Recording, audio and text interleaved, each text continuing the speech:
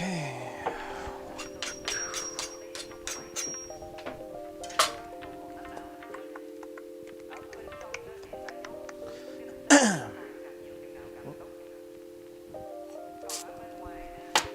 All right. Hello, my name is Wesley. This is Woo Can Cook. Today we're doing a Shanghainese dish called Lion's Head Meatballs, which is a type of meatball that I've been eating since I was a little kid. I did not know that it was called Lion's Head Meatball until pretty recently when I looked it up and started working on this recipe. I've been tweaking this recipe a couple times now. I did a version. I don't think I did it on stream recently, but I did a version and it was almost right. So I'm going to be tweaking it today, and hopefully, if I get it right, it should be popping up on my YouTube channel. I know a couple folks are watching on YouTube right now already. So as long as I don't mess it up tonight, that should be popping up on YouTube soon. We do new recipes on YouTube every Friday. Last Friday, I did a recipe for a Westlake soup, which is a soup that I've been eating since I was a little kid. The Friday before that, I did something else. I think that was Thai pumpkin curry. Before that, lots of other stuff. So if you are particularly interested in reproducing the things that I cook on stream and not just watching me cook it, or just watching me cook it in another place on YouTube, I recommend hopping over to the YouTube channel if you're not there already, and checking out some of that content, and that's youtube.com/woocancook, which is the YouTube link at the bottom of the screen if you're watching on Reddit, and it's also the YouTube channel that you're already on if you're watching on YouTube. So lots of fun content over there. On top of that, we've also started streaming on YouTube too. So if you are particularly interested in cooking along with me, you can join the YouTube channel, and I will generally announce what I'm going to be cooking ahead of time, where you can find the recipes at least 24 hours in advance, and pick up the ingredients if you need to pick them up, and you can cook alongside me, which is super fun, because then we can discuss all of the mistakes that we collectively make, because I know that I make lots of them. So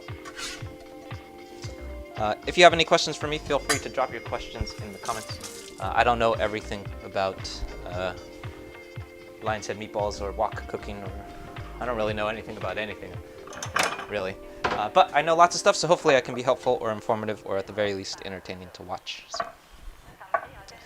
Alright, so as with many Chinese dishes, I'm starting out by crushing and fine mincing some garlic, and then followed by peeling and then fine mincing some ginger. So I feel like I say this at the start of almost every stream, because we start with these two ingredients with almost every single dish that I do. But ginger and garlic very frequently become the fundamental element that we build umami on top of. So that means that anytime that you're cooking a dish that is heavy in like umami, which is really any kind of Chinese dish that's savory, very, very frequently you will see the two elements of ginger and garlic started out, because it's sort of like the baseline of umami that we set, that you sort of build the castle on top of. So that is why I very, very frequently will start out a recipe with ginger and garlic. Not because we're trying to impart the flavor of ginger and garlic in everything, although there's nothing wrong with that, but because it's where we start building out umami. So. Alright, the particular Lion's Head meatball dish that we're doing today is a dish that I actually most frequently remember eating with spinach. Today I'm going to be doing it with bok choy, mainly because that's what I have on hand, but also because I also very specifically remember not liking the spinach in the Lion's Head meatballs that I used to eat. So I'm going to do it with bok choy because I like bok choy better. But really, you can do it with any kind of veggie that you have. If you have, I'm not going to be using them today, but if you have shiitake mushrooms, they go great in shiitake mushrooms. Spinach also will work fine. I'm using bok choy. Gailan, or Chinese broccoli, will also work. Really, any kind of veggie is going to work out really well. And then we're going to serve it over rice, and it's going to be super tasty. Alright, so that is our ginger. It might be a little bit too much ginger, but I think it'll be okay. Yeah, that's too much ginger. It'll be okay though. Okay, so we're setting those two things aside, and those are going to be the only two aromatic elements that are not going to make it into our meatball.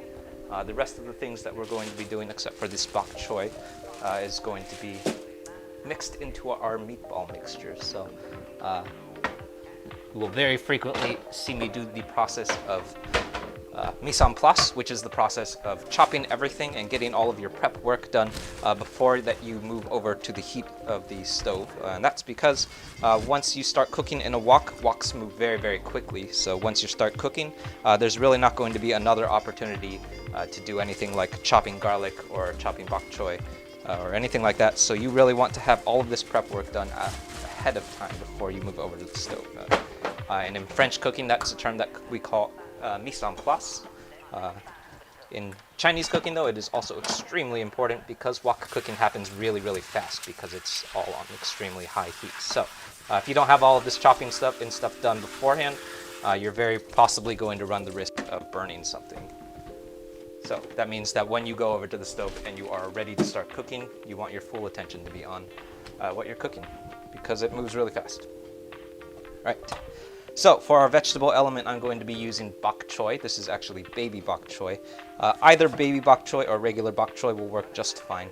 I personally like baby bok choy because it's a little bit more tender, and I also like that I don't have to cut it as much. So the regular bok choy is a lot larger actually, and then if we were using regular bok choy, we would just need to cut it into smaller pieces.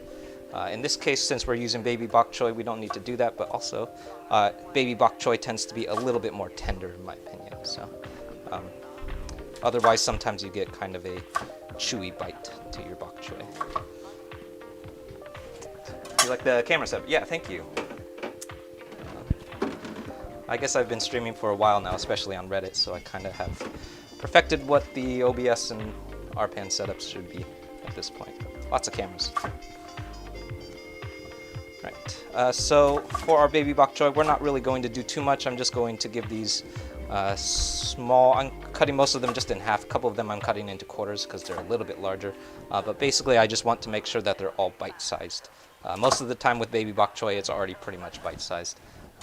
But in case it's a little bit too large, I am going to chop it in half. And then the next thing I'm going to do is, first of all, we're going to wash it because this stuff is dirty for sure. So I use fruit wash when I wash stuff. If you don't have fruit wash, you can pretty much just rinse it and it'll probably be fine.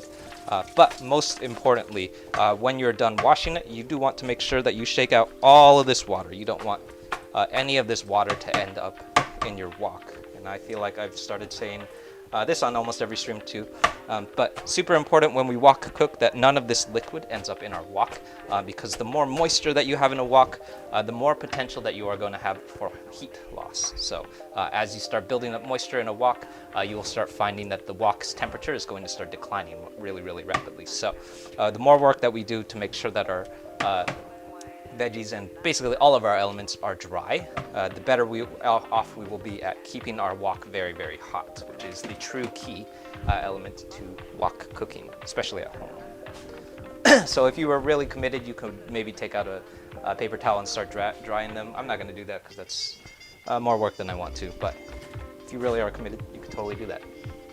How long have I owned that knife? I got this knife, I forget. I got it at an estate sale. I think I'm pretty sure that was this year. It was like during, I think it was like January, February, so about a year now. I picked it up at an estate sale, so it's a vintage Père Noir French chef's knife. It's 12 inches? I think it's 12 inches. And I used to just use a plain old Komachi Costco knife, and it worked just fine too. So you don't need a super fancy chef's knife. I happen to have one because I found one for really cheap.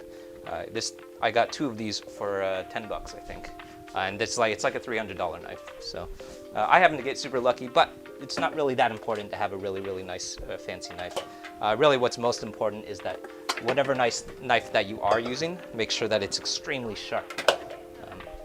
Because a dull knife is the quickest way to cut a finger off. So lots of people think that sharp knives are scary because they're really sharp and then you're going to cut yourself. It's actually quite the opposite.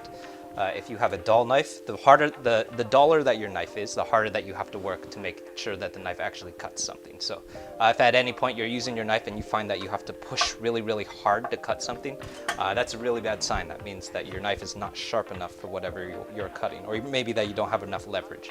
But either way, if you find yourself doing that, that means that you are very, very seriously in danger of cutting yourself really badly, because you might slip. So.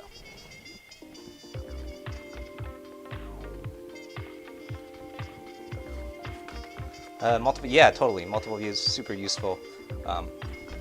Yeah, I definitely have gone in tried a few different setups with this, but I kind of landed on, it is a 3-camera setup. So one is the one that's facing me, one is the one at the cutting board, and one is the one on the stove. So that's our wok behind me. And then we actually have 6 because we're doing the same thing on YouTube right now too. So there's actually 2 cameras on the cutting board, 2 cameras on the stove, and 2 cameras facing me. So, all right. So for our meatballs today, I'm using, this is ground beef. The last couple of times that I did this, used ground pork and found that it worked pretty well.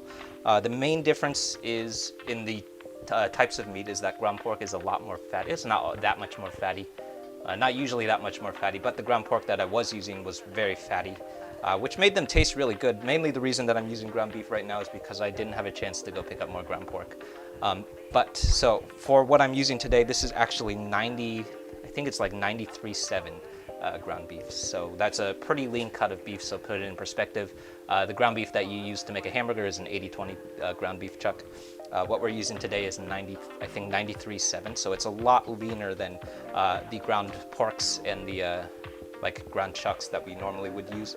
I think that might actually help quite a bit because the sauce that we're going to be making is actually very rich already. I'm kind of not 100% sure that that's a good call, but we'll find out. Because sometimes I do find, very frequently when I use things like 80-20 chuck or just straight ground pork, I find that the amount of fat content that's in those ground meats can sometimes cause problems with sauces that are extremely rich because you're adding a huge amount of fat to your sauce, which in this case, because we're doing a braise, is also already going to be very, very rich. So adding extra fat to a sauce like that can sometimes cause problems. In this case, we're going to find out. So. Trial and error. Where did I learn to cook? I've mostly taught myself, lots of YouTube, lots of chefs on YouTube. I watch a lot of different YouTube channels, a lot of Kenji Lopez, a lot of Binging with Babish, a lot of Bon Appetit until pretty recently. Yeah, just lots of internet stuff. I actually am a professional touring musician. During COVID, all of that stopped happening because COVID happened. So in order to make good use of my time, I ended up starting this YouTube channel, which has been super fun and interesting. One moment, I'll fix this camera.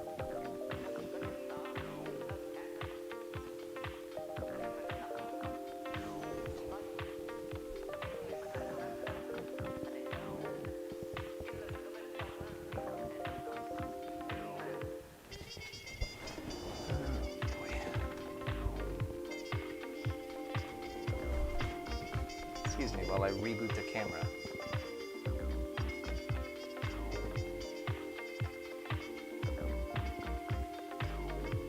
There it is. All right. Sorry, if you're watching on YouTube, I'm sorry that camera just froze. That's super annoying. Okay. Do I get manicures? I don't, but I do take care of my own nails. So I play guitar. I know someone else also asked. I play guitar. I guess I should drop the link. So I play in a band. We're called Trace Repeat. Trace Repeat is the band that plays the track for the song that you're listening to right now. It's the song that's playing underneath my voiceover right now. It's also the song that happens to be on the Thanks for Watching page. So if you've ever watched these streams, it's the song that's at the end of the stream. So it's this.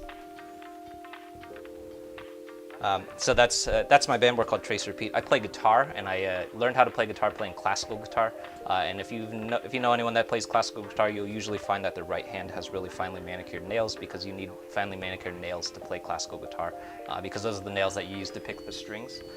So I've over the last 15 years or so, I've been really cautious about how I manicure my nails because they're the nails that I use to play the guitar. So. also that was the rice cooker, so our rice is done. So, great question though, yeah. So that's a random off-topic question, but actually, it's really interesting information to me at least. All right, so for our ground beef, I'm starting with, this is 9320 chuck, as I mentioned. 93.7 beef chuck. Then I'm adding a single egg, and at this point, normally you would see me adding all of these ingredients to separate bowls so that we could add them separately to the wok. In this case, we're literally just gonna start dumping stuff into this bowl because we're just making meatballs here, so. So next I'm gonna add, this is 4 tablespoons of soy sauce going in.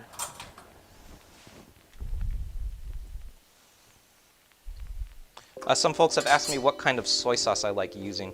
I'm not particular to any one kind of brand, although I do oftentimes find myself more preferential to low sodium soy sauce, not because I think it's healthier. If you're eating soy sauce, it's already unhealthy. I like low sodium soy sauce for the same reason that I like kosher salt, is you can use more low sodium soy sauce in higher volumes without adding as much soy sauce because it's lower sodium, right? So I find that low sodium soy sauce is super useful to cook with because it's a lot less concentrated.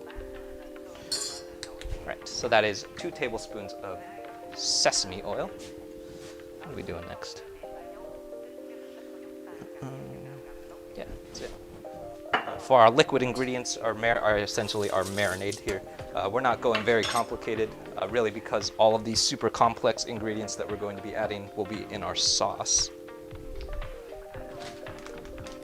All right, next I'm going to add, this is going to be half a cup of panko breadcrumbs. Now, I'm pretty sure that panko breadcrumbs are not the traditional thing to use in a lion's head meatball. I'm pretty sure the more traditional thing to use is cornstarch. Now, I've gone back and forth on using both cornstarch and panko breadcrumbs, and have just found that panko breadcrumbs, it kind of just results in a little bit more tender of a meatball, although I don't think that it's the most traditional thing that you can do in this meatball. So I think probably panko breadcrumbs, or the use of breadcrumbs in general, definitely would come from, I don't think Americanized food, but I think like European tendencies with meatballs. So like Swedish meatballs for sure use some kind of binding agent like breadcrumb, or oftentimes you will use breadcrumb for sure. So I think, and I'm pretty sure that my dad told me this too, that the more common thing that you would use in this dish is cornstarch. But today I'm using panko breadcrumbs, and I've definitely gone back and forth on it. If you don't have panko breadcrumbs, just use the same amount of cornstarch. We'll do the same thing. For sure in Chinese cooking, the use of cornstarch is going to be the more common thing, but obviously panko breadcrumbs comes from Japanese food.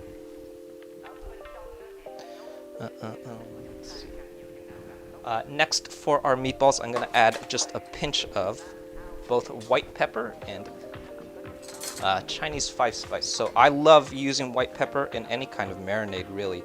It's been one of my favorite ingredients lately. I just find that it works really well with marinating meats. Just because it's really, really subtle, but it's also like a little bit more appropriate for meat marinades because it doesn't have huge grains of peppercorn. So I have tended towards the use of white pepper over fresh cracked pepper, just for that particular reason that it seems to like bind with the meat a little bit better. All right, so that is the last thing I just added is Chinese 5-spice. Chinese 5-spice is a very particular blend of spices that you find comes up in Chinese cooking quite a bit. And I don't know off the top of my head what Chinese 5-spice is combined of, but I know that the main ingredient in Chinese 5-spice is, or at least the most prominent one for me is star anise. And actually, I guess I could look. Cinnamon, star anise, fennel, ginger, and cloves.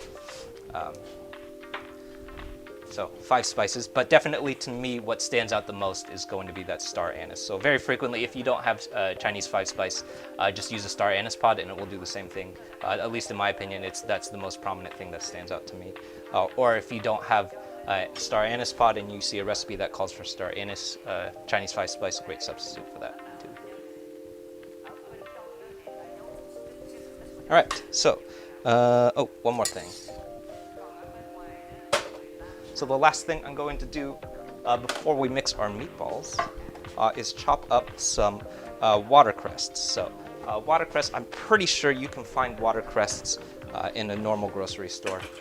I had to go to Chinatown to find this stuff, but I found that there is not really.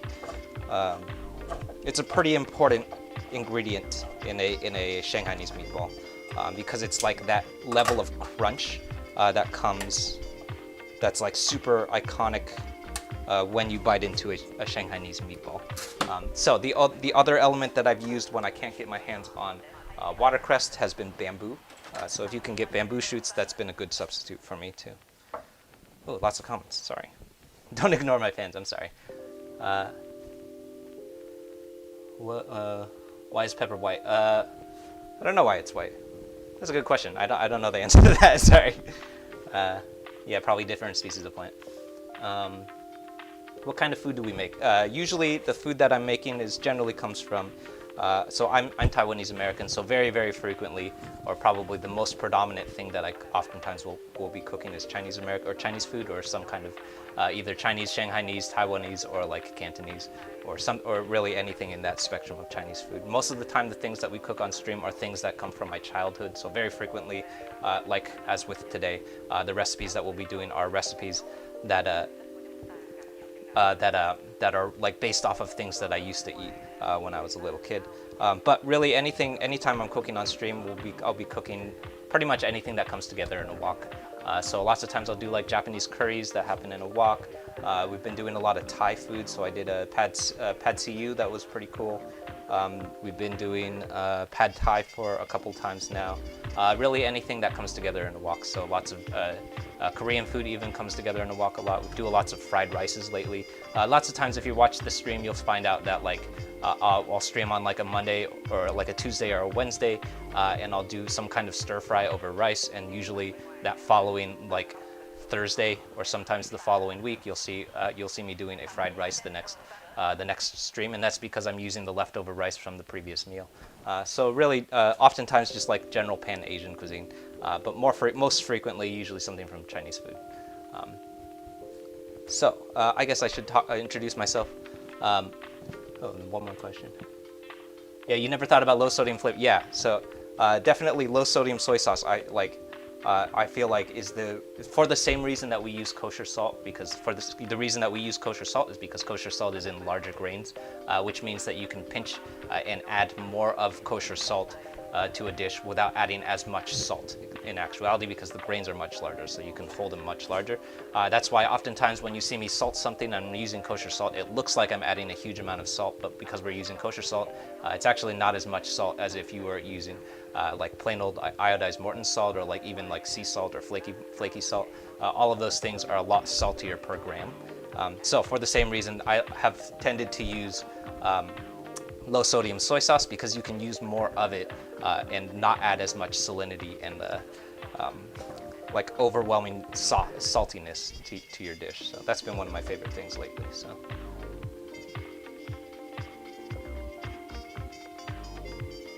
Another pad see ew, yeah, totally. I'll probably do another pad see ew pretty soon. The trick with pad see ew is that you really need to have fresh chow fun to do it.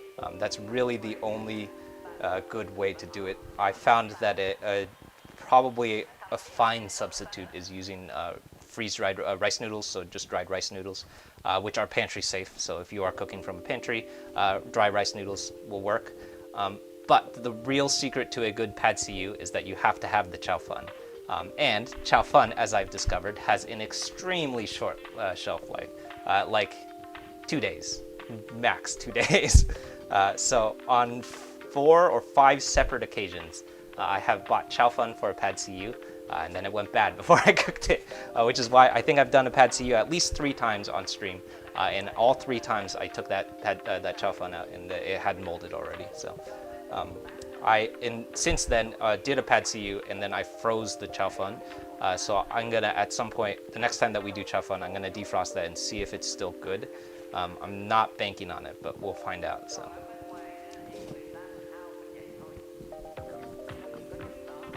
You never thought about soy sauce? Like, yeah, totally. Show me your fridge. Yes. If you stick around until the end of the stream, I will show you the fridge. The trick about showing the fridge is that I have to unplug the cameras. So in order to move a camera, I have to unplug something. So, but if I do that though, if you stick around to the end of the stream and someone reminds me to show you the fridge, I will do that totally. All right. So for our watercrests, we need. Sorry, so many tangents.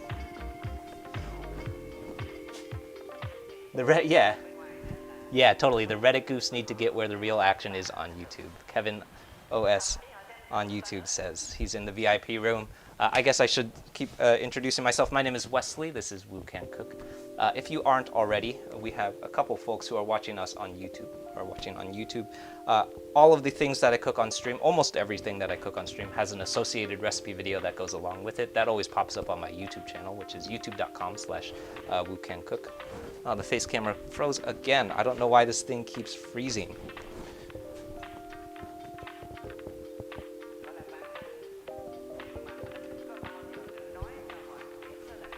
Excuse me while I reboot a camera for a third time.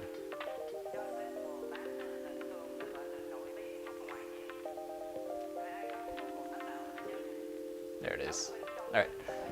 So as I was saying, all of the things that I cook on stream generally will have a YouTube video that goes along with it, in which we oftentimes I will narrate and speak a little bit slower and a little bit more thoughtfully about everything that I'm doing in the recipe. So lots of times I'll talk my way through all of the decision making that goes behind all of the things that I'm adding to a recipe, why I'm adding things like watercress, why we're skipping certain elements that might seem like should go in a recipe. Lots of times those are things that I'll discuss in the recipe video themselves. All of that stuff always pops up on the YouTube channel. This particular recipe does not have a YouTube video to go along with it because we're actually filming the YouTube video right now, which is coming from this camera up there. So hopefully, as long as I don't mess it up, that should pop up on YouTube pretty soon, probably within the next week or two. So if you're not already watching on YouTube, I recommend hopping over to YouTube, especially if you're following us on Reddit, because Reddit is super fun. But lots of fun recorded content over there too. On top of that, I've started announcing everything that we're going to be cooking beforehand, so you can oftentimes find the recipe or find the video or find out what we're going to be cooking on stream beforehand, and then take a shot at picking up all of those ingredients yourself, and then you can cook along with me, which is super fun. I have always enjoyed cooking alongside with other people because we can all discuss all of the mistakes that we collectively make, which is generally, in my case, a lot. I make lots of mistakes. So content like that up on YouTube if you're not there already, or if you're particularly interested in cooking these things yourself and not just watching me cook stuff, I recommend hopping over to YouTube and checking some of that stuff out. Today we're doing a lion's head meatball, which comes from Shanghainese cuisine. It's a meatball that is braised in a dark soy sauce liquid. Actually, we're not going to be using dark soy sauce. I'm going to be using oyster sauce today. But it's braised in a dark sauce and then eaten with veggies, braised in the veggies with it. So this is a particular meatball dish that I've been eating since I was a little kid. The version that I used to eat when I was a kid is done with spinach. But the version that I remember eating when I was a little kid, I very specifically remember hating the spinach in those dishes. So I oftentimes used to either eat around that spinach or save it until the very last, until my parents forced me to eat it. So I particularly did not like that spinach, which is why today we're not actually using spinach. We're going to be using Bok Choy. So more specifically, we're using baby Bok Choy and including right now some watercress, which we'll be adding to our meatballs. So as you can tell, watercress are pretty crunchy, which is why they're one of my favorite ingredients in this particular meatball dish, because it adds a nice bit of like surprising bite and chew to the meatball. So it has adds a nice surprise crunch to the meatball, which is really nice. If you can't get your hands on watercress, I know it was a little bit tricky for me to find these. I found them in an Asian market. I'm pretty sure you can find them in a grocery store though. If you can't find these though, you can totally substitute it with either bamboo shoots, or you can absolutely just leave them out and it will still be good. Right. So I'm going to give these a rough chop. This might be too much watercress, but I'm going to go for, this doesn't need to be a super fine mince, but we don't want huge chunks of watercress in our meatball for sure. Is this too much watercress? How much watercress am I supposed to be using? half a cup. Nah, it's not too much watercress. Alright, so I am going pretty rough with this mince right now. As you can probably see, it's pretty inconsistent, and that's pretty intentional. So there's some large parts, but there's also some fine parts. I'm doing that on purpose because we want there to be a pretty wide variety of different kinds of chew in our watercress, which is going to give us not a pretty inconsistent texture, which is what I'm really looking for, is just like this wide spectrum of chew. So we're adding all of that to our meatball and then mixing it up.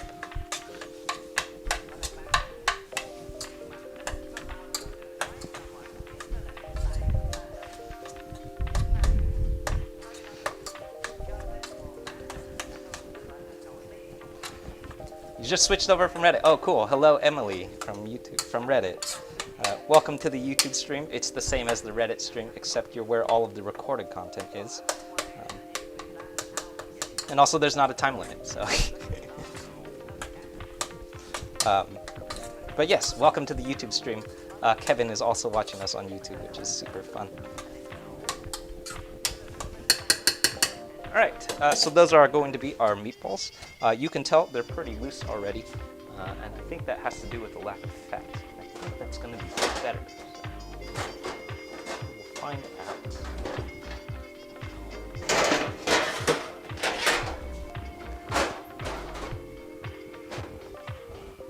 All right, so I'm going to start making some meatballs at this point. So you will, if you have been following along, you will notice that I'm going to be making pretty large meatballs. So this is not going to be like a spaghetti, well, I guess like a really large spaghetti and meatball ball.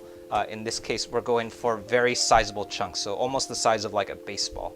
And that's because that's sort of like the nature of how a Shanghai, that's why we call them lion's head meatballs, because they kind of look like lion's heads. So we're not doing like Swedish meatballs here, we're going for like baseball-sized meatballs. So this should probably yield something like 6 to 8 meatballs, depending on how careful you are with the size of your meatball. Crystal, welcome to the YouTube stream.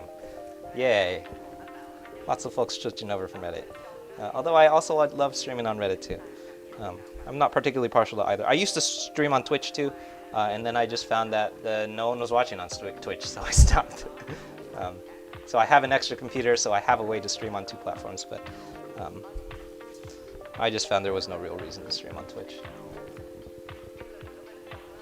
Yeah, this way you can do stuff on your computer. Yeah, I guess like most of the time when folks are watching me on Reddit, they're probably watching on a phone. So you can watch on YouTube, but you can watch on a computer. All right, so I making my meatballs, and I was not careful, so we have 6 instead of 8. This should probably have yielded 8, but that just means that probably 2 of our meatballs are too large, but that's okay.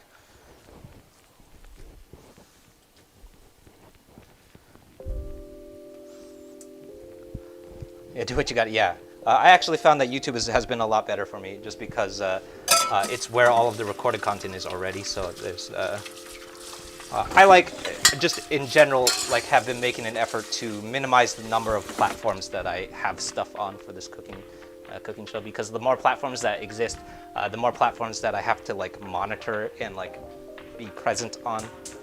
So for that same reason, I've been hesitant about making a Facebook page for this channel. Just because then I would have to like take care of the Facebook page. So it's like getting a dog or like getting a second dog. It's like, I don't need a second, I don't want to take care of this.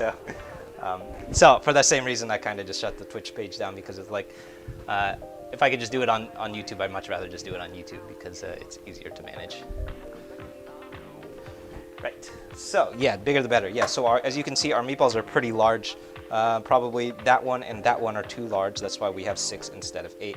We're going for sizes something like this, so just smaller than a baseball, or like I guess the size of a tennis ball, so a very small, or maybe like a racquetball. So, but definitely we're not going for like Swedish meatball sized, in which those are like closer to like golf balls or ping pong balls, in which, because a Swedish meatball is basically bite sized. What we're looking for in a lion's head meatball is basically a large where a really, really large meatball where we would you might serve like 2 or 3 in an entire meal, and that's going to be your entire meal. And that's why you call them lion's head meatballs, because they're the size of lion's heads. That would be my guess, at least. I don't know if that's necessarily true. How do I like my eggs cooked, fried or fertilized? I hope that's a reference to fried or fertilized. If not, then that doesn't make any sense.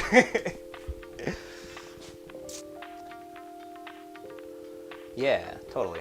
Yeah, Reddit has been super great for me. I think at some point, just lots of people find me on Reddit, so Reddit has been really great. I've been really grateful for the Reddit platform. It's just been like a super interesting, fun, wacky community to be a part of during a weird time in my life where I'm not allowed to go outside. So here I am, just streaming on the internet because I can't go outside. So. But it's super fun. I met lots of fun people. There's lots of folks who watch me, who watch on Reddit and come back all the time. Kevin, I know Kevin has watched on YouTube many times. Lots of folks come back. That's been super fun. I'm super grateful for how many folks keep coming back and watching this and watching me cook stuff and cut stuff all the time. I honestly don't really know why everyone likes to watch me cook stuff so much, but I know that people do, and I'm really grateful for it. So thank you all for being here. This is super fun, and probably like one of the highlights of my day is cooking stuff, because I don't do anything else, because I'm stuck inside in quarantine. So that's my life. All right, so our meatballs are all set. We're gonna head over to the stove where my wok is heating up right now. It should have been preheating much longer. I just turned the stove on, so I'm gonna wait a couple minutes for this to heat up. Really, a wok should come up to temperature within like 10 to 15 seconds. I'm gonna wait a little bit longer just to make sure that it's ripping hot. But a good indicator that your wok is nice and hot is when you start seeing it smoke like that. I'm pretty sure you can see that. When you start seeing smoke coming off of your wok like that, that's one very good indicator that you have lots and lots of heat.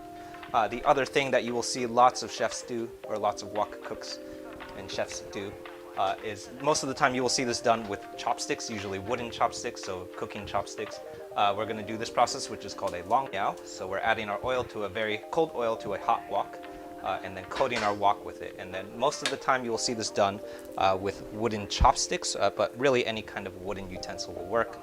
You're taking our wooden utensil and we're touching the oil. So that is not hot enough, almost hot enough, and you can probably see that. Around the wooden spoon, you'll see oil starting to bubble up, and that's a sign that your oil is nice and hot. It's not quite bubbling enough for me, so I'm going to wait a little bit longer for it to heat up and make sure that our wok is nice and hot before we start cooking. But that's generally a good way to test to make sure that your oil and your wok are hot enough, is stick a wooden utensil into it and make sure that you see bubbles popping up around the wooden utensil. Okay. All right, so let's wait. I'm also going to start opening my door and making sure I air everything out.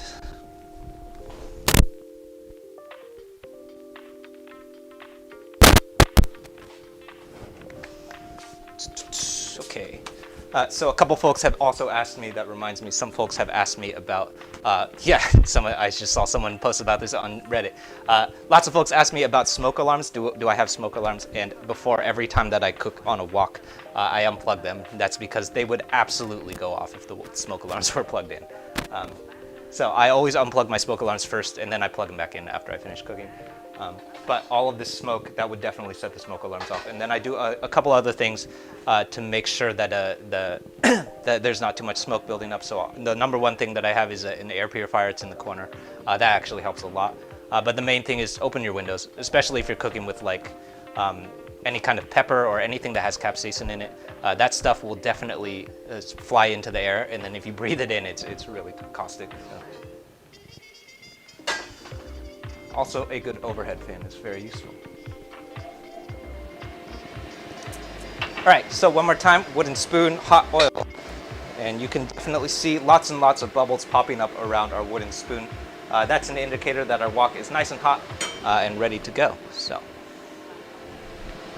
I'm starting with my aromatics. This is my garlic going in, followed by my ginger. actually going to hold a little bit of this ginger back because I think we chopped too much ginger. And we're giving this a saute just long enough until it becomes fragrant. So that usually is about 10 to 15 seconds, but you really want to use your nose at this point.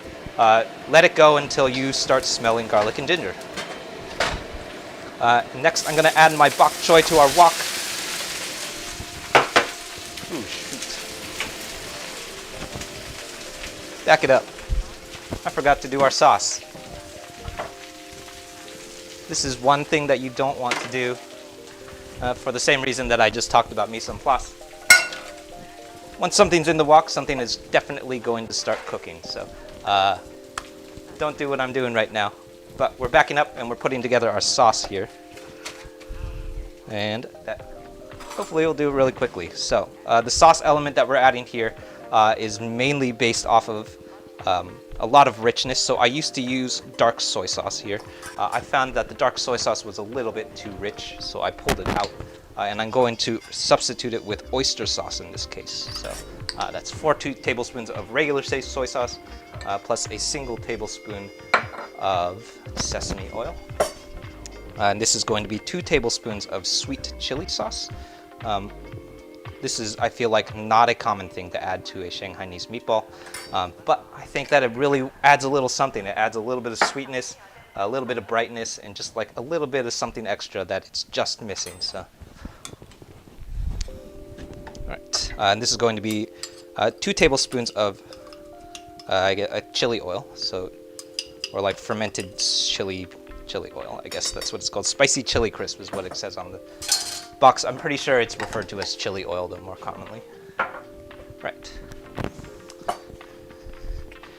And then the big ingredient for the sauce today is our oyster sauce. This is going to be 3 tablespoons of oyster sauce.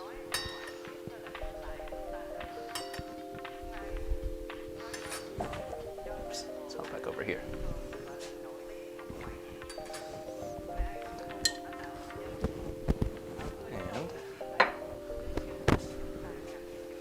And that is it for our sauce. No, 2 tablespoons of Shaoxing wine.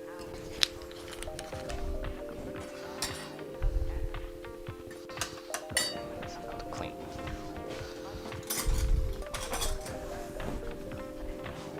So if you can't find Shaoxing wine, a good substitute, dry cooking sherry. I feel like I mention this every time I use it, but dry cooking sherry, basically Shaoxing wine is essentially just dry cooking sherry. So if you can't find Shaoxing wine, I'm pretty sure dry cooking sherry is a little bit more readily available. A couple folks have asked me about a non-alcoholic substitute for Shaoxing wine, and I honestly can't think of a good one. I think you really need the alcohol. I know someone else also recommended a close substitute would be rice vinegar with a pinch of sugar. To me, that's not quite going to cut it. I think what you're really looking for when you use Shaoxing wine is brightness and acidity, and also just like what the like fermented quality that you get from alcohol. So I don't think that there's really a good substitute for alcohol. You really just need the alcohol, which is probably a bummer if you're under 21 and you can't buy it. All right, so the very last thing that we're going to add or do before we move back to our wok, which I should have done before we started cooking, well, it'll be okay, is our cornstarch slurry. You will oftentimes see the use of cornstarch slurries in Chinese cooking, especially in a braising sauce or really anything sauce related. And that's because this is the element that we use in Chinese cooking to create thick sauces. So in my, the way that I look at it, for the same reason that we use pasta water in Italian cooking. And that's because pasta water contains a whole bunch of starch from the pasta. For the same reason that we do that, we use pasta water in Italian cooking to thicken sauces.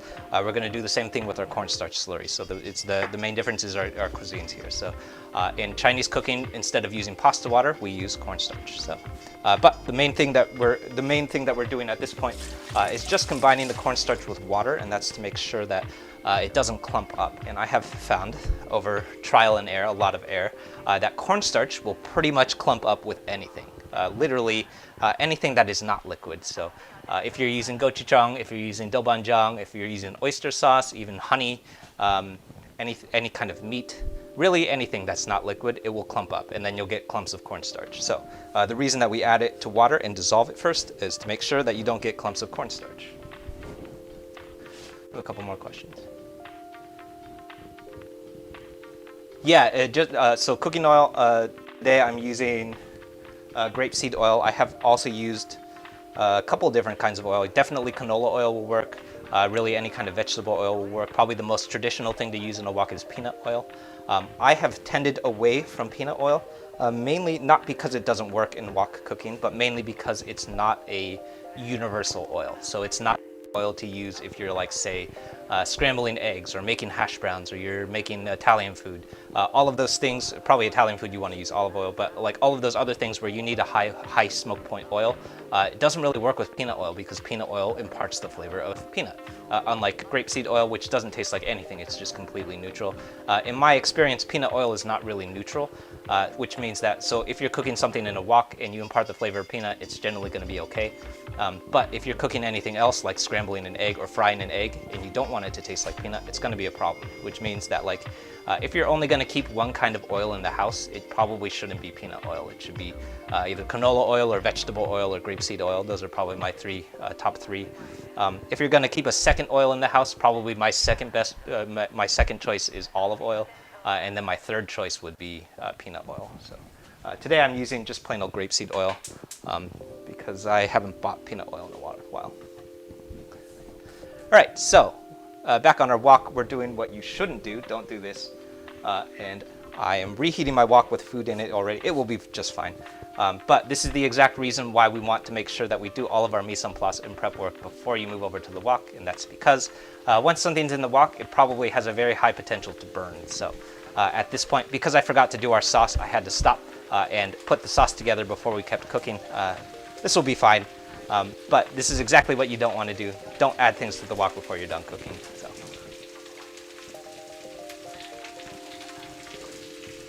All right, so very gradually you'll hear our wok starting to heat back up. That's generally not what we want to do, but it'll be fine. And we're going to let our wok come back up to heat. That will take maybe a minute. So. Szechuan peppercorn, yeah, S-C-H-E-U-N. A-U-N? A-U-N, I think. In this case, Szechuan peppercorn probably would work. It would probably be very tasty. But my dad already scolded me for using things. Last time I made these, I used lapchang, which comes from Cantonese cooking, I think. But he already told me not to use lapchang because that doesn't belong in a Shanghainese dish. So I'm trying to stay pretty traditional here and not use ingredients that come outside of the culture. Although we just use panko. My dad also told me not to use panko. But I think it tastes better than cornstarch, so I don't know. But yeah, totally. Szechuan peppercorn probably would work really well.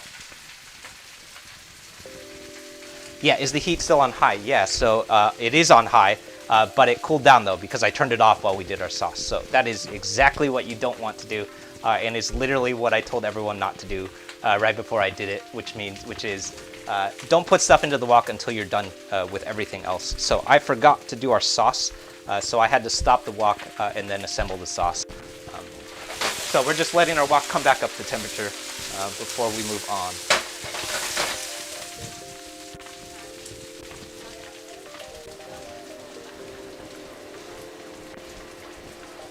You're pretty sure? Yeah, I'm not a chef. Chef is a title that you have to like go to school for and like earn and stuff.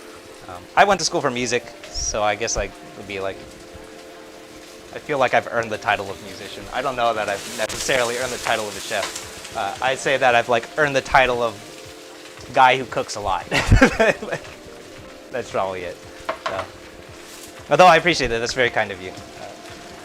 Lately, lots of folks have been comparing me to people that I have no business being compared to, like Kenji Lopez and Binge with Babish and all those guys that are like guys that I watched and learned stuff from. I'm definitely like not in that realm. Do I still do music? Yes, I do. Not with Trace Repeat lately because the band is all sheltered in place, but I just started a new solo project for stuff that I do by myself, which is loosely a tangent of this cooking show. It's called Woo Cooks Beats, and I just released the first single from it on Spotify today, yesterday, which is the track that you're listening to right now, which is a track called Paris. right, so our veggies, they look pretty solid. I'm going to pull them out of our heat here. So this is a technique that we call batch cooking in wok cooking, which is the process of cooking an element and then removing it, and then cooking the next element.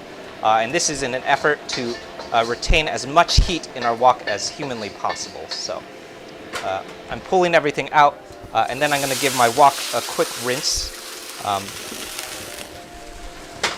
And then I'm going to reheat it. So some folks have, every time I do this, someone asks about what about all of the things that you're rinsing out of the wok. So this is one of the big downsides of batch cooking, is that in the process of batch cooking, the main thing that we have to do in order to keep things from burning is that we have to rinse it out first. Because if we were to leave what was left behind, which is just like, basically all of it is flavor. So if we were to leave all of that stuff sitting in our wok, that would start burning. So just now what I rinsed out was a little bit of garlic, a little bit of ginger, and probably a lot of like aromatic flavor.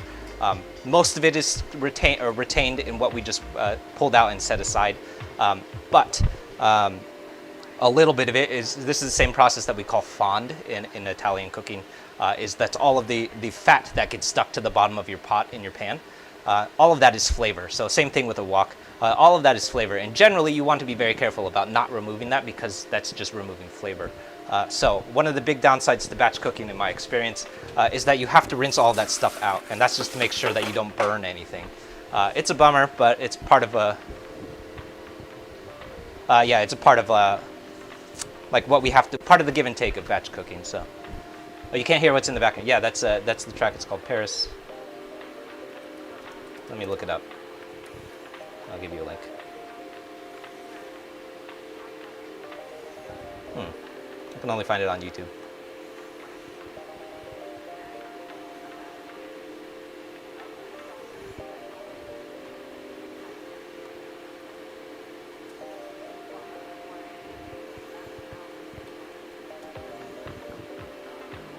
I can't find it. Yeah, it's a track. It's called Paris, and the spot, you could look it up on Spotify. And the channel is called Woo Cooks Beats. I think it's also on YouTube, but I haven't published anything yet. And it's loosely based off of tangenting off this cooking show, which is Woo Can Cook. The music is Woo Cooks Beats, which will be pretty much all of the music that is played underneath this channel. So, what am I drinking? Today I'm drinking Lefroy. So this is a 10-year Lefroy Scotch. I drink Scotch on stream a lot. I like Scotch.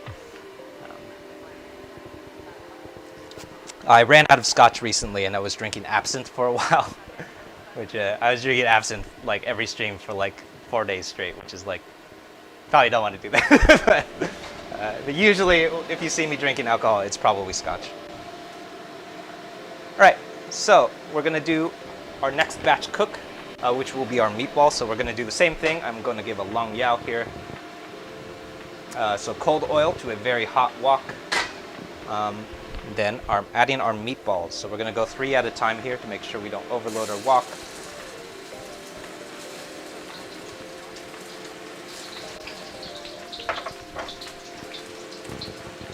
And then at this point, it's just like any other meatball that you've ever done.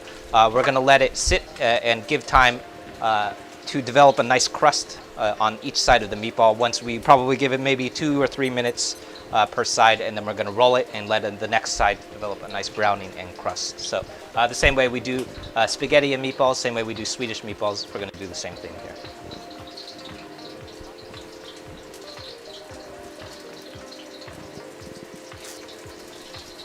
The whole ritual with absinthe, yeah.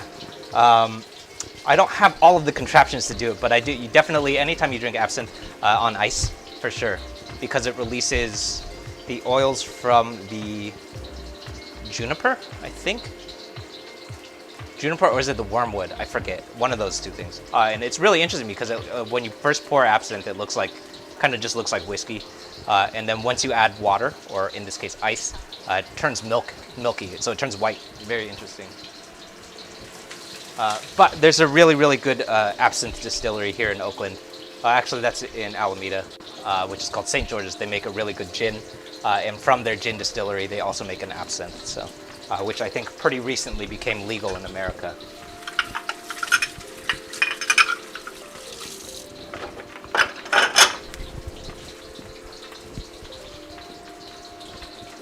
Scotch is a much safer choice, yeah. It's actually, so the absinthe that you find in America is not like the hallucinogenic absinthe that is, like you probably are more familiar with, probably from movies, but also from this like European absinthe. It's pretty tame here, but it is definitely very, very heavy, like very high proof. How do I make sure that they cook all the way? Mostly just looking for browning, but I also a lot of trial and error. So at this point, I just know. But if you want to be super careful, stick a meat thermometer into it and look for 160, 160 Fahrenheit. Same thing that you do with a hamburger. At this point, though, I've made these enough times that I know what to look for. So I'm like looking for all of the qualities of tenderness and just really looking for browning at this point. But the same way that you do a hamburger, if you're not sure, stick a thermometer into it and look for 150 Fahrenheit, 160 Fahrenheit. What's the purpose of all of the leaves? Yeah, that would be the bok choy. So the bok choy is going to be the veggie element that we add. So we sauteed our bok choy in super high heat, and then we removed it from our wok, and then we're going to add it back at the very, very end and combine everything. And then we'll have a nice braised meatball and veggie combination. How many servings? Probably like 2 to 3. 2 very, very hungry people. 3 like moderately hungry people. I would say like probably 2 meatballs a person. So in this case, these meatballs are pretty large, so probably 2.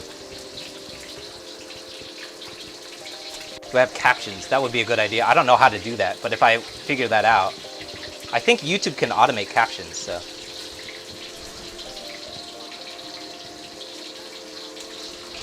All right, so I think this should be good. Yeah, so we have some nice browning going on at the bottom of our meatball. I'm gonna flip. And again, at this point, it should look pretty similar to other meatballs that you've made. So same thing that we do with Italian meatballs, same thing we do with Swedish meatballs. We're just looking for really, really good browning on each side. And what that is just the fat starting to brown, and we have these nice crisp edges to our meatball. And that's gonna be what we braise in. So we need a nice crispy browning in order to braise in it.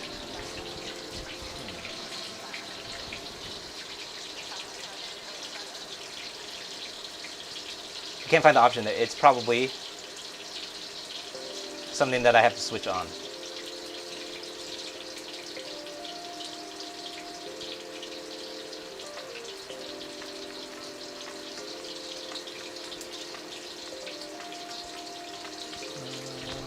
Let's see.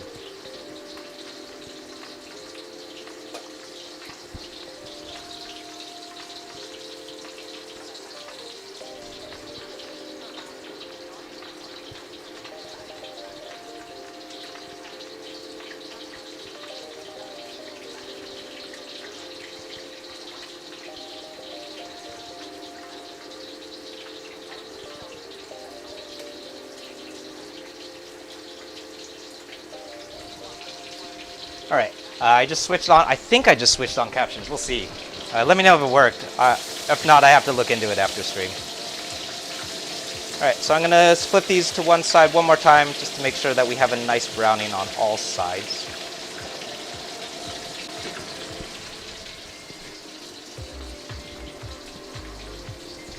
Looks a little dark. Yeah, I think that has to do with the coloring on the camera. It's actually not that dark, but it is definitely a little bit dark though, for sure.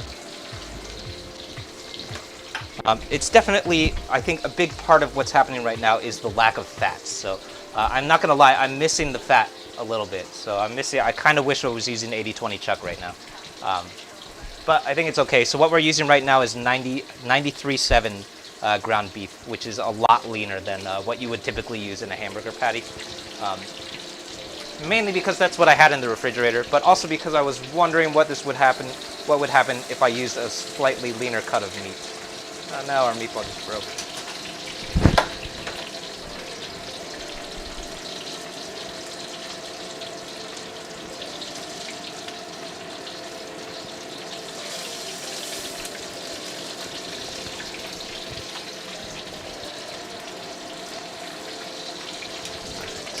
So,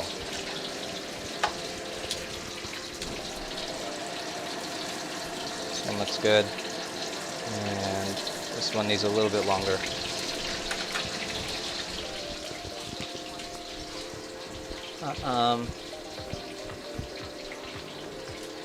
Where can you find the wok pan? I got it at the corner store. Lots of people ask me for wok recommendations. I just got this at Chenko in Oakland, which I think is just like a restaurant, Chinese restaurant supply store. But really anything with the right metal composition will work. So the wok that I'm using today, this is a carbon steel wok. I also love a good cast iron or stainless steel wok, works really great too. The one my parents have is a stainless steel wok, which I've used a few times and it works really great. The only thing that I really recommend against is the use of non-stick woks, which I don't know why those even exist. If you've watched these streams, you definitely have heard me rant about non-stick woks. But they're really silly. Basically, the problem with non-stick woks is, one of our meatballs just broke, by the way. But basically, essentially, the problem with a non-stick wok is that Teflon non-stick coatings don't get very hot. It's just the quality of Teflon. It doesn't get super hot. And the one principle of wok cooking that we always abide by is that you must have a lot of extremely high heat. So if you use a wok and you don't have extremely high heat, then I don't see the point of using it because you're just going to end up with super goopy stir fry.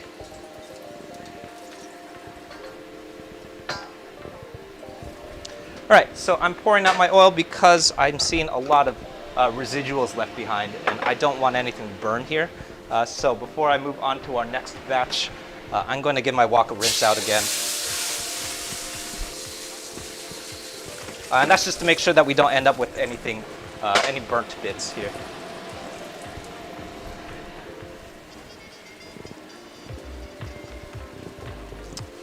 Looks like you're buying it. Yeah. So a couple folks have asked me for a good recommendation.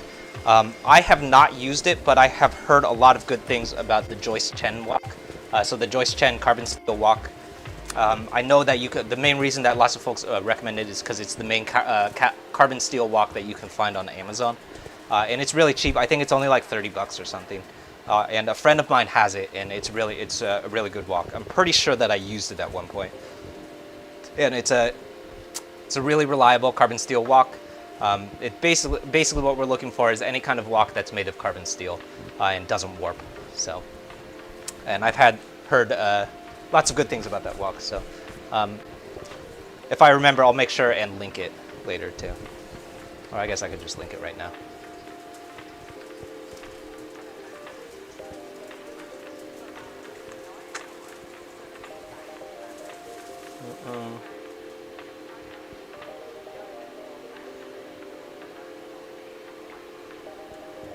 Chen wok.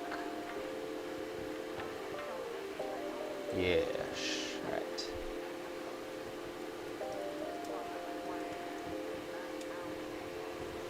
There it is. That wasn't that hard to find. I've heard a lot of good things about it. I'm pretty sure I used it once, but I'm pretty sure that the main reason that my friend's Joyce Chen wok is so great is because he cooks in it a lot. I'm pretty sure he uses that wok a lot. So it has a really nice seasoning. But really, honestly, any wok that has a nice seasoning on it will work really great. And in order to build a nice seasoning, what we want to be most careful of is the material that we buy, the wok is made of. So in this case, I'm using a carbon steel wok. Stainless steel works really great too. Cast iron, if you can handle the weight, really great for seasoning. Really anything that isn't a non-stick wok. Right, so I'm doing the same thing with my last 3 meatballs. I'm also pushing them a little bit tighter to make sure that they don't burst. Yeah, RIP the one broken meatball. All right, and now we're gonna do the exact same thing. So we're gonna wait maybe 3 minutes just to make sure that our meatballs are nice and browned, and then flip them.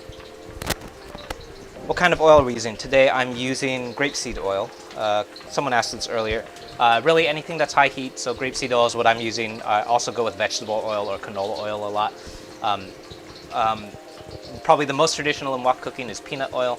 I have tended away from peanut oil because it's not super neutral, which means that if you're like doing hash browns in the morning and you only have one kind of oil in the house for high heat cooking, peanut oil is not the way to go because your hash browns are gonna taste like peanut. But if you have two kinds of oil in the house, the second one should be olive oil. And if you have 3 kinds of oil in the house, the third one, really great option, is peanut oil for wok cooking, for sure. Cool. Hello to everyone just joining. My name is Wesley. This is Woo Can Cook. Today we're doing a Shanghainese meatball dish called Shanghainese Lion's Head Meatballs. I've been eating these since I was a little kid, although I very recently started figuring out a recipe for it. I did this maybe 2 or 3 times now and have been sort of tweaking this recipe around and getting it just right. If you are interested in reproducing what we're cooking today, as with many things that I cook on stream, there will be a recipe video coming along for this particular dish as well. So if you're particularly interested in cooking yourself and not just watching me cook stuff, I recommend hopping over to YouTube and checking some of that content out. That's at youtube.com/woocancook. A couple of folks already watching us on YouTube, so that's really great. In addition to the recorded content, I also have started live streaming on YouTube too, which is super useful because I can announce what we're going to be cooking. So if you want to cook along with me, you can also follow on YouTube, give it a subscribe, and every time, at least 24 hours before we cook something, I'll post what we're going to be cooking, and you can, if you want, pick up the recipe, pick up the ingredients for what we're cooking, and you can cook right alongside me, which is super fun because we can all revel in all of the mistakes that we make. So if you were cooking with me, you would have noticed that I messed up. So because I messed up the sauce earlier. So, but that's part of cooking, though. It's all about the mistakes. So, but yeah. So if you're particularly interested in cooking stuff yourself, or just watching me cook more stuff on the internet, all of that content lives on YouTube.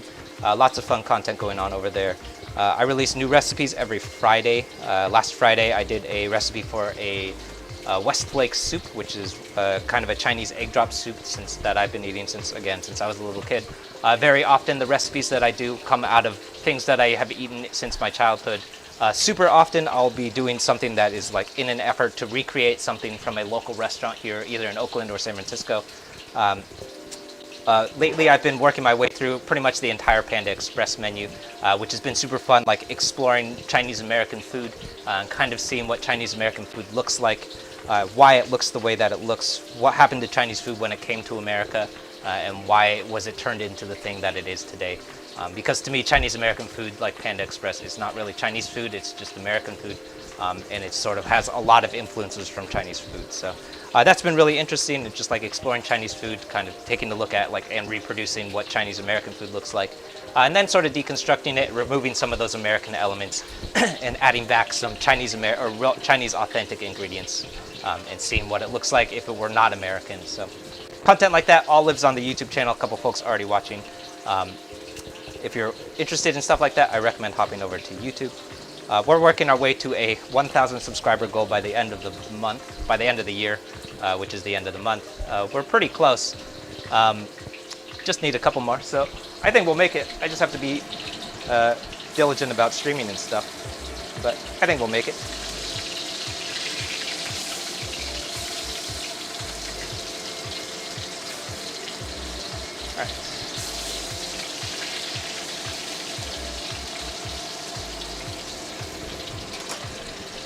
So I'm giving my meatballs a turn one more time, just to make sure that there's a nice even browning across the whole thing. We want it to be pretty crisp, mostly because we're also going to be adding it to a braising sauce later, which means that it will start softening up in that braising liquid. So we want a pretty crisp meatball to compensate for the fact that we're going to be braising it later too. Spicy ahi poke. Yeah, someone, maybe that was you, but someone actually asked me to do a poke. And I have never tried to look for tuna, super fresh tuna here, although I'm pretty sure I could find it because I live near a farmer's market. I live near a fish market. But I have to look more carefully. If I can get my hands on super fresh tuna, I will totally do it. The only time that I've ever eaten poke is in Hawaii. That's because you can get like fresh tuna everywhere in Hawaii. But I've never tried to look for fresh tuna in California. So, but if I can get my hands on super fresh tuna, I will totally do a poke.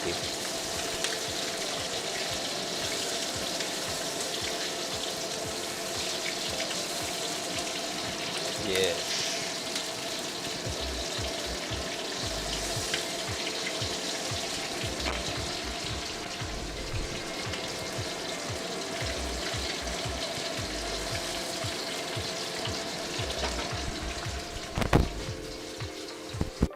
You're gonna make the pad thai? Yeah, that's awesome. Cool. I'm glad people follow the recipes and actually try them and not just watch them. Although I'm glad that people watch them too, but I'm glad that other people actually take a shot at them. So super often when I do recipes, especially like the really traditional ones, so like the Thai pumpkin curry and stuff, oftentimes I'll be using ingredients that I don't think other people will be able to find. So I'm pretty sure Thai chilies are really hard to find, and I use them in Thai dishes a lot. So I do my best when I do recipes to make good suggestions or good substitutes as much as I possibly can, because I know lots of the things that I use are not things that other people can find everywhere in the world. So, especially if you don't live near like an Asian market. All right, these are looking good.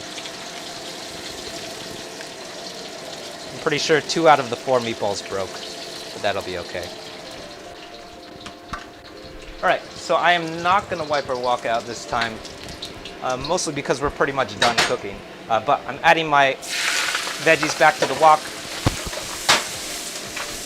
giving this a toss in our browning liquid, and then I'm adding my meatballs back. 2 of them broke for sure. And then I'm adding my sauce.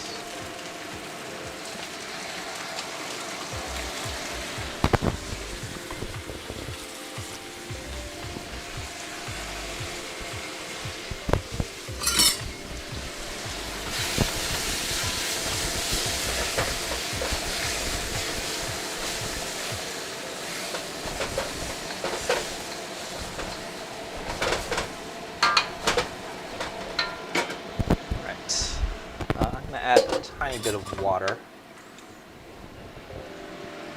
So I'm adding a pinch of water, and then last thing we're going to add before rounding out our stir fry is our cornstarch slurry. So you will find that as soon as you add that cornstarch slurry, your sauce is going to go from like pretty loose and mostly water to a pretty luxurious and like thick sauce.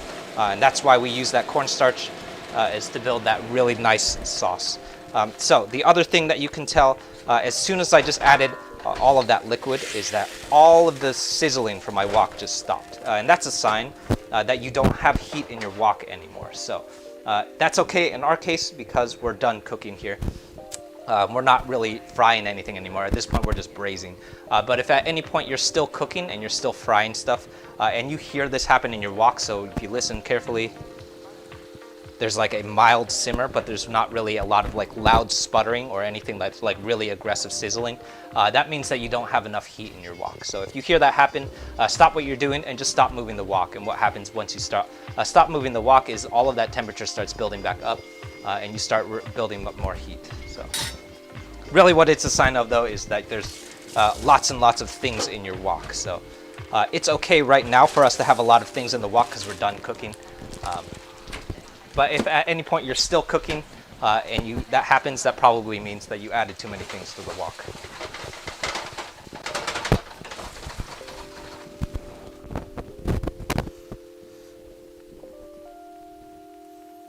Right, so I'm killing my heat here, and we're ready to eat.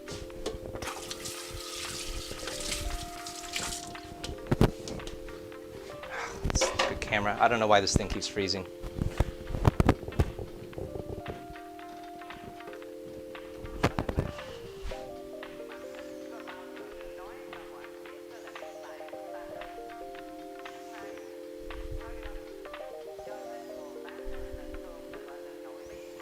Yeah, I'm not sure why that camera just keeps freezing. I'm sorry if you're watching on YouTube and that camera freezes.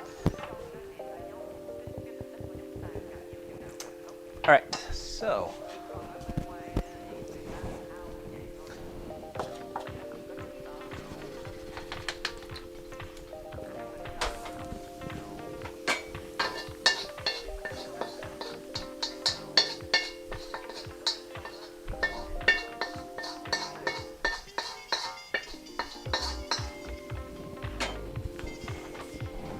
Probably shouldn't be putting a wooden bowl on the stove.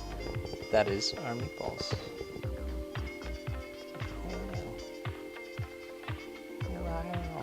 There it is.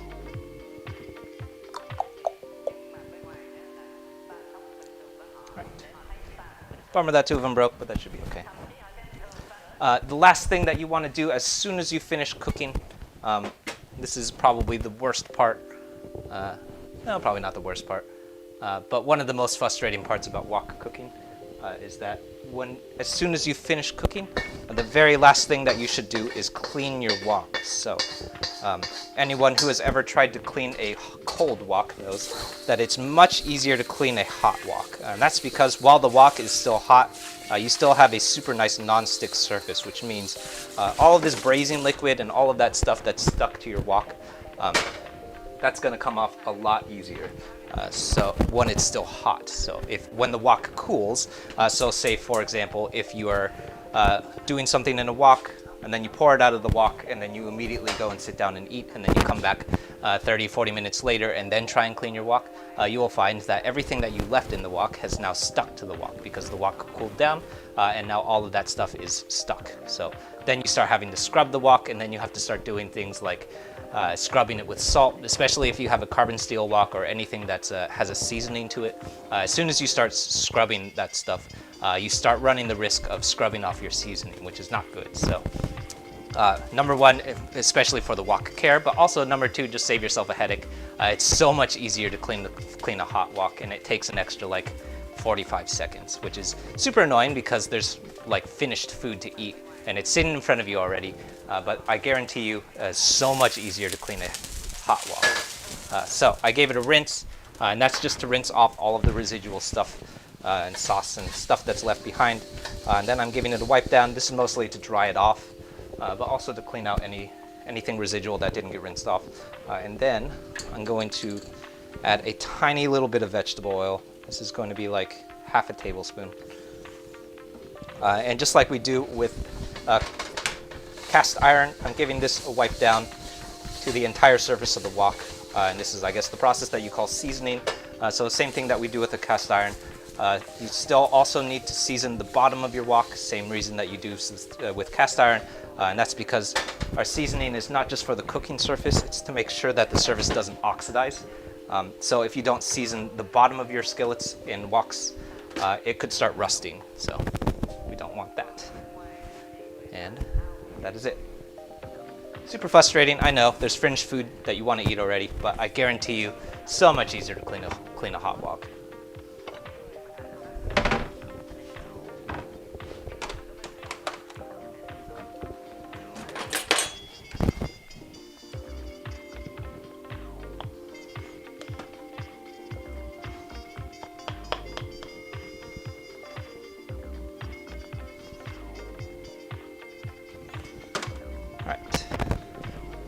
So we're serving this. I'm eating this with brown rice today because I got a whole bunch of brown rice I need to eat up. My preference is definitely jasmine rice, but we got to eat the brown rice. And I would say this is a lot of meat in a meatball. So I would say probably 2 meatballs a person, no more than that. I remember when I was a kid, we used to chop them up into quarters, and then we weren't allowed to take an entire meatball because I think when you order in a restaurant, it only comes with like 2 or 3 meatballs. So, but really, I think like if this is the only thing that you're eating tonight, 2 or 3 meatballs will do the trick, unless you're extremely hungry.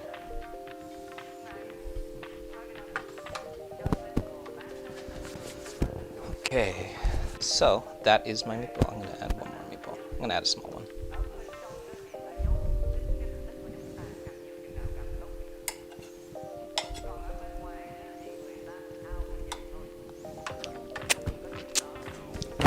Oh, one of them broke. That's the broken one. There it goes. That is it. So, pro tip, lots of folks, no one's really asked me about this, but I have started mentioning it. Pretty much every time that I plate something, I'll plate it with chopsticks because these chopsticks look really nice. But the real truth about, especially with Chinese food, about eating with a chopstick is that it's really hard to eat with a chopstick if you're eating it off a flat surface. So I know the same is not going to be true with like Korean and Japanese food, but in Chinese cuisine, when you eat with a chopstick, the way that we eat is we pick the bowl up and then you essentially shovel food in your mouth with the chopstick. That's how you eat a bowl of rice with two sticks. The problem with that is if you're eating off of a flat surface, so like something like this, or if you're eating Chinese food off of a plate, it's really, really hard to eat with a chopstick because unless you pick that plate up and start shoveling food from a plate into your mouth, that's going to be really difficult. So very frequently you'll see me plate stuff with these chopsticks because they look really pretty. But pretty much every time after I finish plating and I eat it, I'm probably going to eat it with a fork because it's really hard to eat out of a bowl like this without a fork. Take a bite. Yeah, I could take a bite. Oh yeah.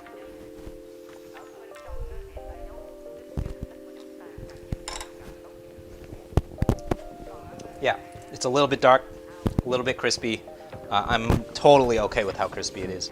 I definitely wish I used 80/20 chuck or pork. I think it needs a little bit more fat. So if you're going to take a shot at this, I would recommend using 80/20 chuck. Don't use lean meat because it needs a little bit more fat and a little bit more juiciness. For the same reason that you don't make a hamburger with 93.7 beef, is that you're not going to get a super juicy meatball. So, but I think it's okay. I actually think my preference would be using probably 50% pork and 50% something leaner. So I would say 50% pork and maybe 50% turkey. And then combine those two, and I think that would be the perfect amount of fat content. I think the 93.7 beef chuck that we're using is a little bit too lean, so it's a little bit drier. It's not quite as juicy as it should be. It'll still be okay because it's covered in sauce and stuff, but my recommendation definitely either ground pork or 80/20 chuck for sure, something with more fat. But yeah, I hope you give it a try. Thanks for watching, everyone. My name is Wesley. This is Woo Can Cook. Let me know if you give this a shot. I would love to hear from anyone who tries this recipe, and let me know how it goes. Let me know if it didn't work. Let me know if you discovered something that I shouldn't have done or that you didn't like. I'm always open to feedback. I want to know what I messed up or what you messed up, or anyone that made a mistake. I'd love to hear from you. Or if you didn't make a mistake and you got it perfect, send me your pictures. This is always super fun too. A couple folks have sent me pictures of stuff that they make. Lots of times I'll throw that up on the Instagram. It's super fun too. So thanks for tuning in. My name is Wesley. This is Woo Can Cook. We're streaming every Tuesday and Thursday at 6:30, Wednesdays at 6 o'clock. Although especially if you're watching on YouTube, I will not be streaming on Wednesday or Thursday this coming week because that's Christmas, day before Christmas, and then Christmas Eve, or day before Christmas Eve and Christmas Eve. So I won't be here on next Wednesday or Thursday, probably for the first Wednesday and Thursday in like 2 or 3 months. But other than that, every Tuesday and Thursday, 6:30 PST, Wednesdays at 6 o'clock. We're generally doing fun stuff from my childhood. Most of the time when I'm cooking something, it will be from a recipe that I have already published on YouTube. And that will be usually posted at least 24 hours in advance, so that if you want to take a shot at cooking this stuff alongside with me, you can go out and grab those ingredients. And generally, if you have questions for me, that's really super fun to do, because if you have questions or if you run into problems while you're cooking it, you can just ask me, and I'm right here cooking it with you, so that's super fun. All that stuff over on YouTube. We've been generally cooking our way through all of the food from my childhood. So last Friday, we release new recipes every Friday. Last Friday, I did a Westlake soup, which is a soup I used to eat all the time when I was a little kid. It's basically a Chinese egg drop soup with a couple extra things. This is a lion's head meatball, Shanghainese dish that I used to eat. Both of those things actually came from the same restaurant, which is a restaurant in San Francisco called Dragon House. That restaurant is no longer there.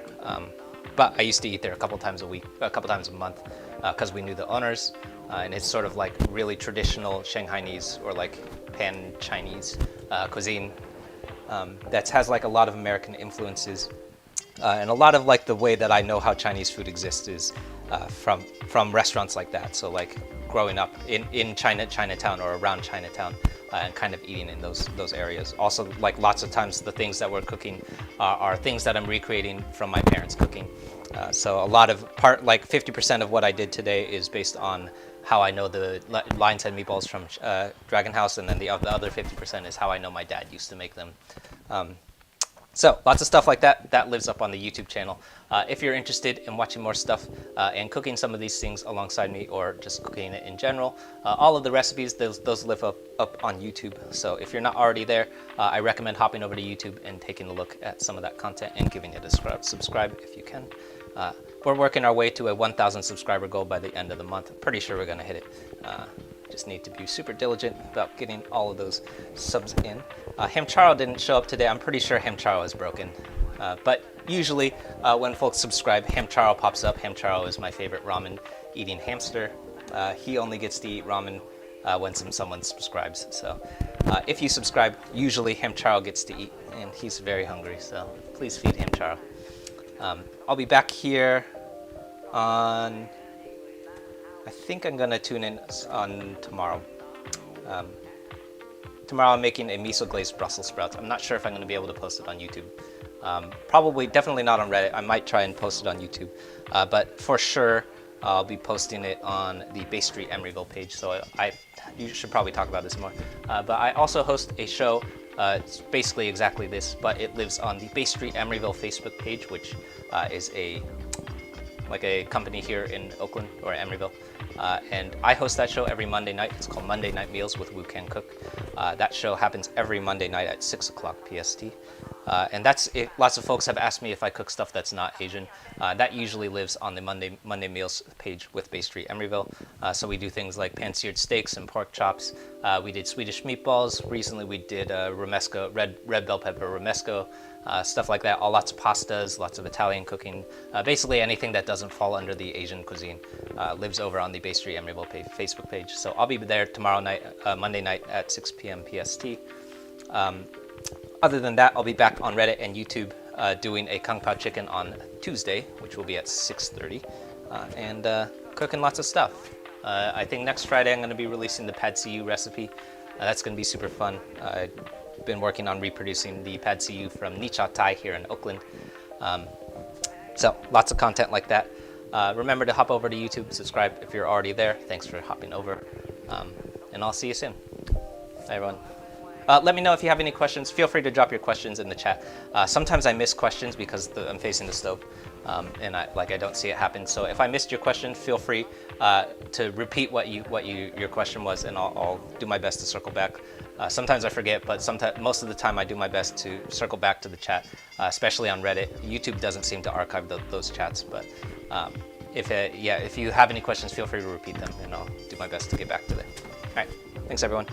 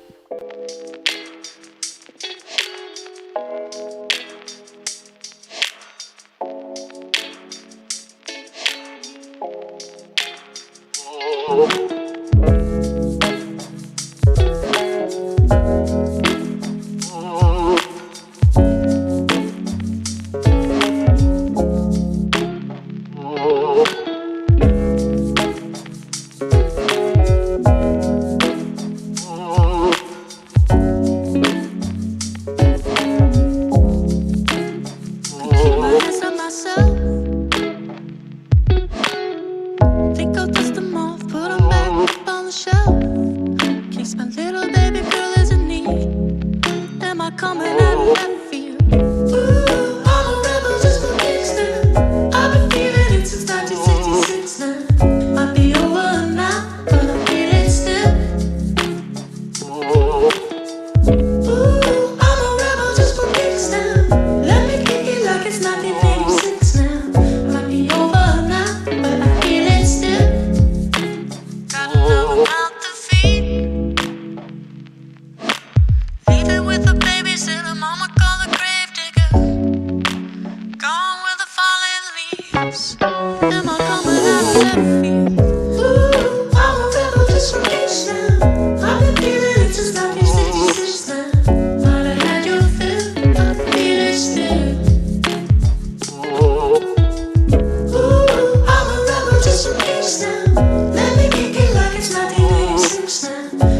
over now, I can feel it still.